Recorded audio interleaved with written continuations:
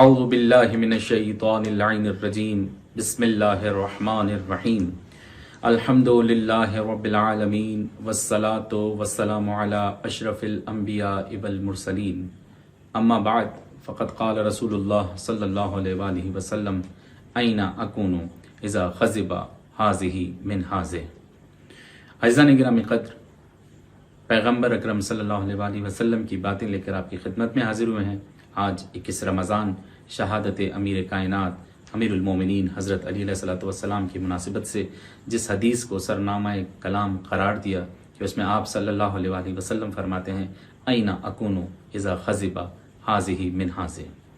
اس سے پہلے کہ میں اس روایت کا ترجمہ کروں، اس حدیث کا ترجمہ کروں، تھوڑا سا اس کا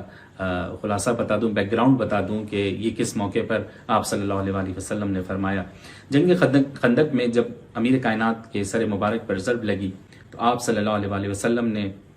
سر مبارک کو باندھا اور اس کے بعد دعا فرمائی، جس کے بعد امیر کائنات کافی بہتر ہو گئے۔ لیکن دوران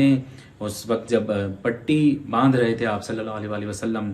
تو آپ نے جملہ فرمایا کہ این اکون اذا خضب ھذہ من ھذہ، میں اس وقت کہاں ہوں گا کہ جب تمہاری ریش یعنی ھذہ من ھذہ، یعنی وہ جو سر کا خون آ رہا تھا ریش مبارک پر، اس کی طرف اشارہ کر کے فرمایا کہ جب تمہاری ریش تمہارے خون سے خضاب کی جائے گی۔ عزیزان گرامی قدر، یقیناً یہ اشارہ تھا پیغمبر اکرم صلی اللہ علیہ وآلہ وسلم کا شہادت امیر المومنین حضرت علی علیہ السلام کی طرف کہ آپ علیہ السلام کی شہادت کچھ اس طرح ہوگی کہ سر مبارک کے خون سے ریش پہ داڑھی مبارک پر خضاب ہو جائے گا اور علی کی بیٹیاں یتیم ہو جائیں گی۔ آج امام حسن و حسین علیہم السلام یتیم ہو گئے، آج جناب زینب سلام اللہ علیہا، جناب ام کلثوم، حضرت عباس، یہ سارے بچے یتیم ہو گئے۔ اور یقیناً محسن اسلام علی ابن ابی طالب کی شہادت کوئی عام دن نہیں، بہت بڑا دن ہے، جس میں نہ صرف زمین بلکہ آسمان کے ملائکہ بھی